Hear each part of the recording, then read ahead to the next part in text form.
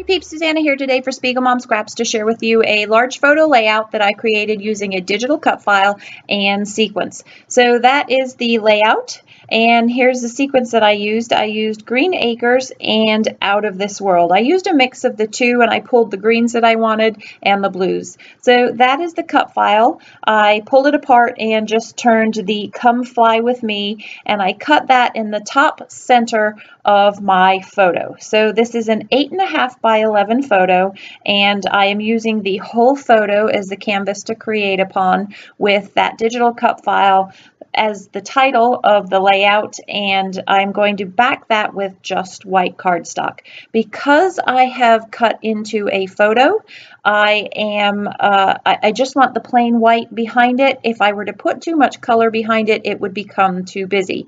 Unfortunately, I put the white cardstock down a little too low, so I had to pull that up and reposition that. And in the repositioning, I had a little bit of excess that hung out over the edge, and so I just trimmed that off. I wanted to have the innards of the letters, so the inside of the O and the F and the L and the that delineated, that made the letters what it is.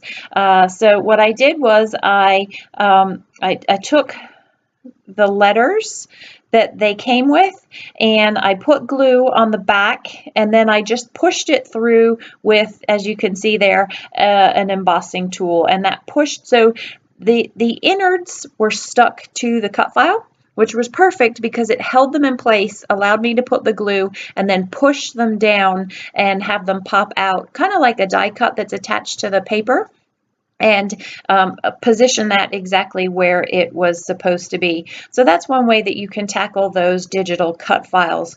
Jody has a bunch of new cut files in the Spiegel Mom Scrap store. So if you are a if you are a digital cut file fan, otherwise known as Fiegel, then be sure to stop on over by the store, and I will link you in the box down below for these free files that she has created. So this is kind of a play on words. By fly, Jody probably had this.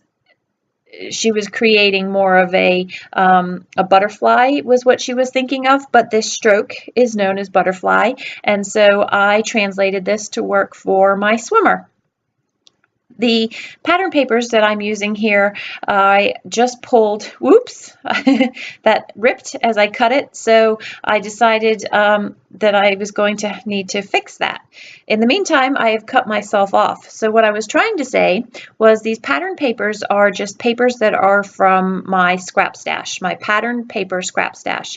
I store my scraps several ways. I keep my cardstock by Roy G. Biv color, and then I keep my pattern papers separate also by Roy G. Biv color if they are towards the end of a collection. However, if they're part of a collection that I know very well, I'm going to put them back into the collection, which I store in Ziploc bags.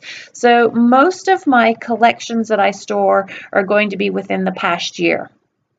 After they've become about a year old, I break the kits down, or I break the collections down, and I store things by either manufacturer in a iris box, or I store them and break out the scraps if they're small enough into my scrap bin. So what I've been working on this layout is just, I decided that I like the picture the way it is. You saw I had a smaller picture, and I thought that maybe I would put a smaller picture in that big open white space. It's actually blue, but it's called white space below my daughter, but that was too distracting, and so I'm just going to leave that as it is. So you saw I had adhered that green strip, but I wanted another color strip, and I wanted that other color to be blue. And by putting the blue down below the green, I shifted your focus because the weight was too much below the green. So that's why I pulled up that green. You can see where the paper was left behind, and it's not a big deal. the paper is thick enough that there's still enough weight to what was left, that I moved the green down and then pushed that navy blue up to the top so that it creates balance in the layout. You can see that the black tile that's at the bottom of the page, it's a reflection in the water, creates a lot of weight down there, and so I wanted something darker at the top of the layout in order to balance that out.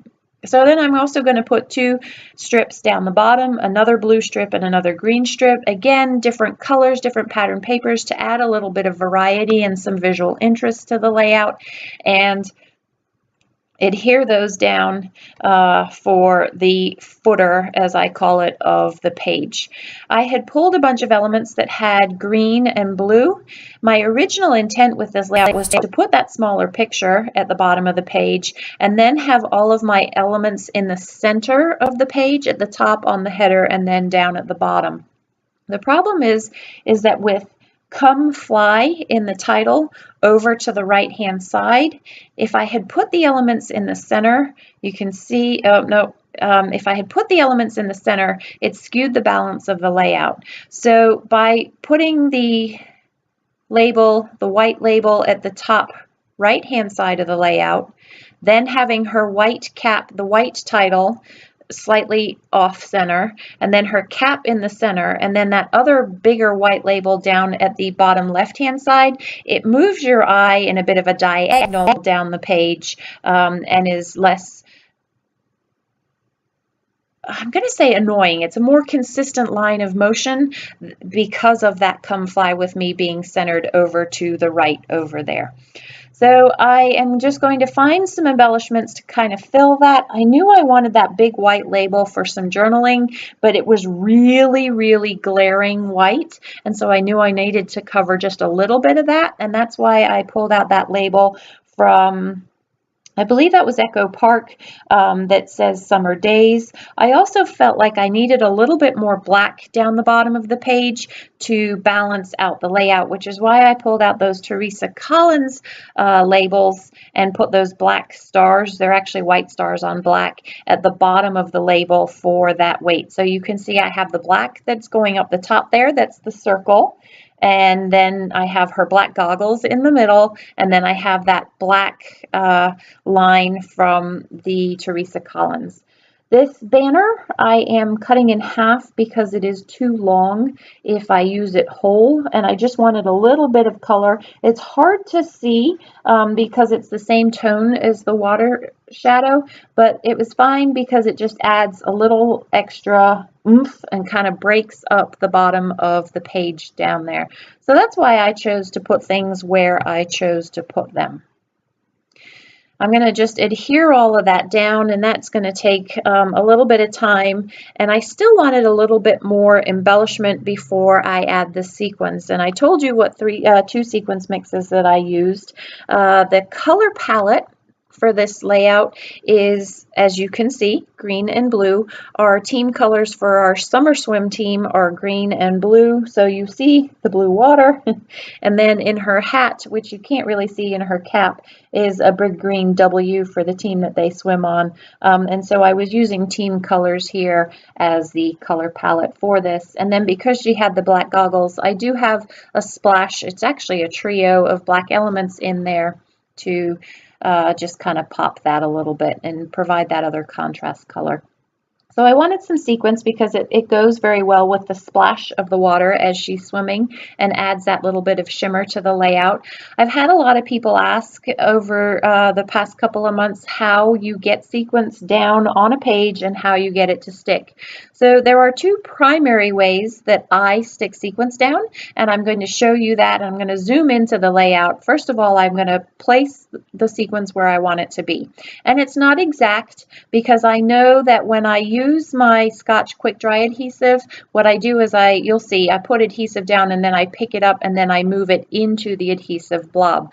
So it's just a general idea of where the sequins is going to go. The larger sequins I put down with adhesive dots, and the smaller ones go down much better with liquid adhesive because you can see the dot adhesive behind it, and so that's why I do what I do with Sequins. I know a lot of people use the glue dots. I prefer using liquid adhesive, and I don't have any problems with them popping up off the page if you were to fold the page or kind of warp the page somehow.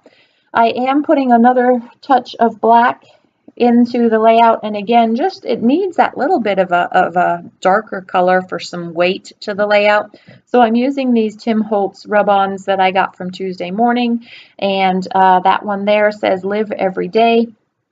And there's the glue dots. So I'm going to put the sequins into the glue dot, and then I'm just going to stick it down, and those are the perfect size for the glue dot that way. So that's one way that you could adhere your sequins. The other way, I'm going to move down to the bottom of the layout, or use for the smaller. I have Scotch tacky glue in a fine line bottle. I'm going to put the adhesive down, blop, pick up the sequins with my the tip of the nozzle, and then plop it down into the adhesive. See? Perfect. I don't get glue all over my fingers. I don't get sticky fingers. And that excess glue just smushes and dries clear and is not a problem at all. So here are the close-ups. I hope you've enjoyed this process video. If you have any questions, please don't hesitate to leave them in the box down below. And if you use the code Suzanna15, you can save 15% on your next purchase. Thanks for stopping in today. Take care.